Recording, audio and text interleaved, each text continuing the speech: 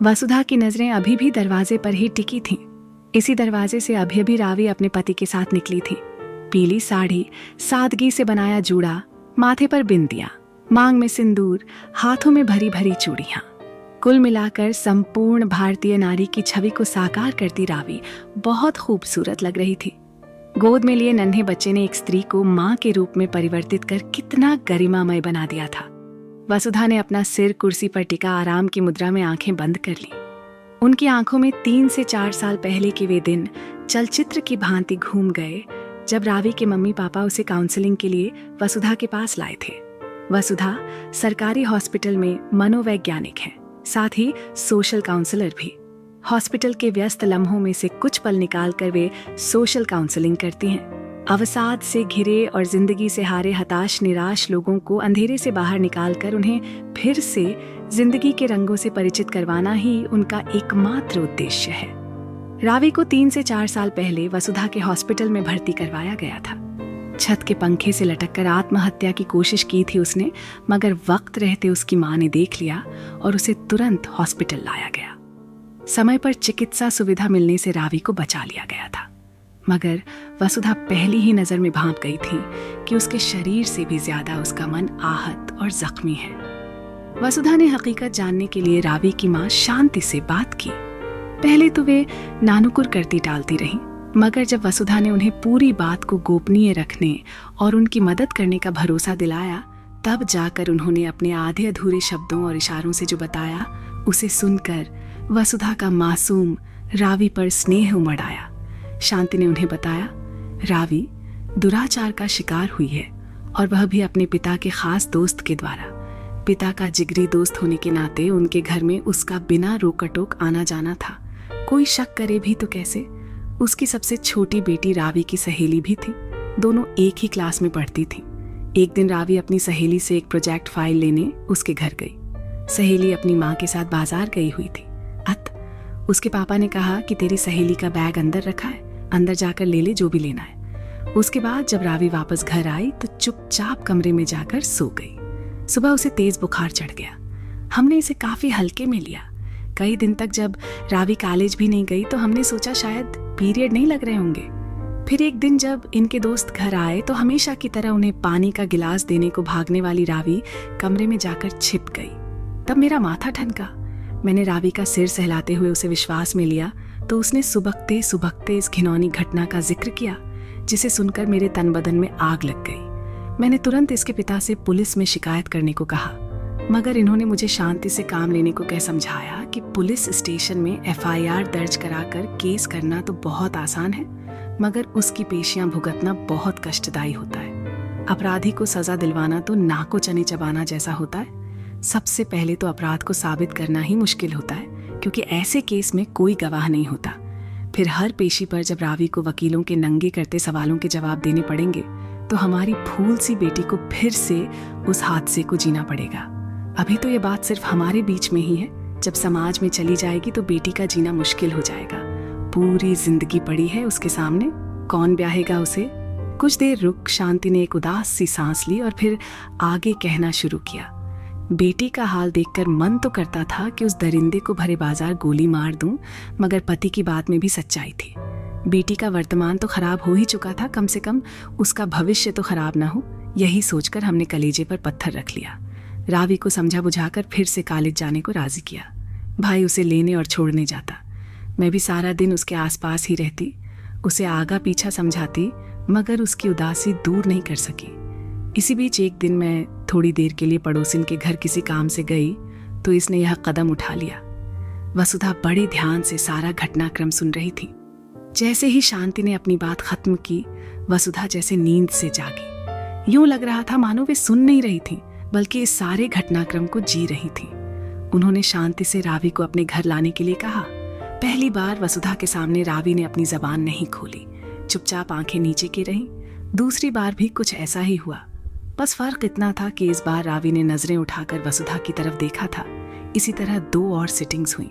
वसुधा उसे हर तरह से समझाने की कोशिश करती, मगर रावी चुपचाप खाली दीवारों को ताकती रहती। एक दिन रावी ने बहुत ही ठहरे हुए शब्दों में वसुधा से कहा, बहुत आसान होता है सब कुछ भूल कर आगे बढ़ने और जीने की सलाह देना, मगर जो मेरे साथ घटित हुआ वह मिट्टी पर लिखा वाक्य नहीं जिसे पानी की लहरों से मिटा दिया जाए। आप समझ ही नहीं सकती उस दर्द को जो मैंने भोगा है। जब दर्द देने वाला कोई अपना ही हो तो तन से भी ज्यादा मन लहूलुहान होता है। और फिर वह फफक पड़ी। वसुधा उसे सीने से लगाकर मन ही मन बुदबुदाई कि यह दर्द मुझसे बेहतर और कौन समझ सकता है मेरी बच्ची। रावी ने आश्चर्य से वसुधा की ओर देखा। उनकी छलकी आंखें देखकर वह अपना रोना भूल गई।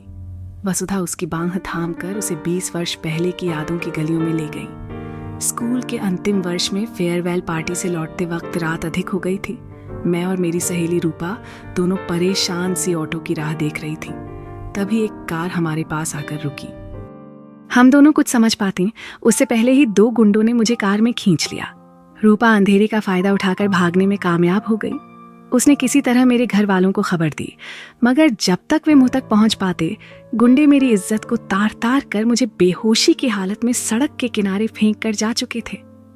मुझे अधमरी हालत में घर लाया गया। माँ पापा रोते धोते खुद को कोसते रह गए। मुझे अपने आप से घिन होने लगी। मैंने कॉलेज जाना छोड़ दिया। घंटों बाथरूम में अपने शरीर को रगड़ रगड़ कर नहाती, मगर फिर भी उस लिजे स्पर्श से अपने आप को आजाद नहीं कर पाती। मुझे लगता मानो सैकड़ों कॉकरोच मेरे शरीर पर रेंग रहे हों। एक दिन मुझे एहसास हुआ कि उस हादसे का अंश मेरे भीतर आकार ले रहा है। तब मैंने भी तुम्हारी ही तरह अपनी जान देने की कोशिश की, मगर जान देना इतना आसान नहीं था। मेरी कुछ भी समझ में नहीं आ रहा था कि क्या करूं। मैं बिल्कुल टूट चुकी थी। मेरी इस मुश्किल घड़ी में मेरी माँ मेरे साथ थी। उन्होंने मुझे समझाया कि मैं क्यों उस अपराध की सजा अपने आप को देने पर तुली हूँ जो मैंने किया ही नहीं। शर्म मुझे नहीं, उन दरिंदों को आनी चाहिए, धिक्कार उन्हें होना चाहिए। और एक दिन माँ मुझे अपनी जान पहचान की डॉक्टर के पास ले गई। उन्होंने मुझे इस पाप की निशानी से छुटकारा दिलाया। वह मेरा नया जन्म था और उसी दिन मैंने ठान लिया था कि आज से मैं अपने लिए नहीं बल्कि अपने जैसों के लिए जीऊंगी। मुझे खुशी होगी अगर मैं तुम्हें वापस जीना सिखा सकूं। वसुधा ने सब कुछ एक ही सांस में कह डाला, मानो वे भी आज एक बोझ से मुक्त हुई हों। आपको समाज से डर नहीं लगा? रावी ने आश्चर्य से पूछा। कैसा डर? किस समाज से? अब मैं हर डर से आजाद हो चुकी थी। वैसे भी मेरे पास खोने के लिए बचा ही क्या था? अब तो मुझे सब कुछ वापस पाना था। फिर क्या हुआ? मेरा मतलब, आप यहाँ इस मुकाम तक कैसे पहुंची? रावी को अभी भी वसुधा की बातों पर यकीन नहीं हो रहा था। उस हादसे को भूलने के लिए मैंने वह शहर छोड़ दिया। आगे की पढ़ाई मैंने हॉस्टल में रहकर पूरी की। अब बस मेरा एकमात्र लक्ष्य था मनोविज्ञान में मास्टर डिग्री हासिल करना, ताकि मैं इंसान के मन के भीतर की उस तह तक पहुंच सकूं जहां वह अपने सारे अवसाद, राज और विकार छिपा कर रखता है। मैंने अपनी कमजोरी को अपनी ताकत बनाकर अपनी लड़ाई लड़ी और उस पर विजय पाई। थोड़ी देर रुककर वसुधा ने रावी के कंधे पर हाथ रखते हुए कहना जारी रखा, बेटा, हमें यह जीवन कुदरत ने जीने के लिए दिया है। किसी और के कुकर्मों की सजा हम अपने आप को क्यों दें? तुम्हें भी बहादुरी से अपनी लड़ाई लड़नी है। अभी तुम्हारी उम्र ही क्या है। तुम अपनी पढ़ाई पूरी करो और हाँ, अपने बच्चे के नामकरण पर मुझे जरूर बुलाना। वसुधा ने रावी के चेहरे पर मुस्कान लाने की कोशिश की। आपने शादी क्यों नहीं की? रावी ने यह जलता प्रश्न उछाला तो इस बार उसकी लपटें वसुधा के आंचल तक जा पहुंची। एक लंबी सांस लेकर वे बोली, हाँ, यहाँ मैं चूक गई। मेरे साथ पढ़ने वाले डॉक्टर नमन ने मेरे सामने शादी का प्रस्ताव रखा था। मैं भी उन्हें पसंद करती थी, मगर मेरी साफ कोई शायद उन्हें पसंद नहीं आई। मैंने शादी से पहले उन्हें अपने बारे में सब कुछ बता दिया, जिसे उनका पुरुषोचित अहम स्वीकार नहीं कर पाया। हालांकि उन्होंने शादी करने से मना नहीं किया था, मगर मैं ही पीछे हट गई। अब मुझे उनके प्यार में दया की बू आने लगी थी और इस मुकाम पर पहुंचने के बाद मैं किसी की दया की पात्र नहीं बनना चाहती थी। मैं जानती थी कि आज नहीं तो कल यह प्यार सहानुभूति में बदल जाएगा और मैं वह स्थिति अपने सामने नहीं आने देना चाहती थी। फिर आप मुझे शादी करने के लिए क्यों कह रही हैं? ये परिस्थिति तो मेरे सामने भी आएगी। वही मैं तुम्हें समझाना चाह रही हूँ कि जो गलती मैंने की वह तुम भूल कर भी मत करना। ये एक कड़वी सच्चाई है कि खुद कई गर्लफ्रेंड्स रखने वाले पुरुष भी पत्नी वर्जिन ही चाहते हैं। तुम्हें किसी को भी सफाई देने की जरूरत नहीं है। जब तक तुम खुद किसी को नहीं बताओगी, तुम्हारे साथ हुए हादसे के बारे में किसी को कुछ पता नहीं चलेगा। मगर ये तो किसी को धोखा देने जैसा हुआ। रावी अभी भी तर्क कर रही थी। धोखा तो वह था जो तुम्हारे पापा के दोस्त ने तुम्हारे पापा को दिया। अपने परिवार को दिया, तुम्हारी मासूमियत और इंसानियत को दिया। हम औरतों को अब अपने लिए थोड़ा स्वार्थी होना ही पड़ेगा। जीवन के इंद्रधनुष में 8वां रंग हमें खुद भरना होगा। अच्छा, एक बात बताओ, तुम्हारा वह तथाकथित अंकल बिना किसी को कुछ बताए समाज में शान से रह रहा है ना?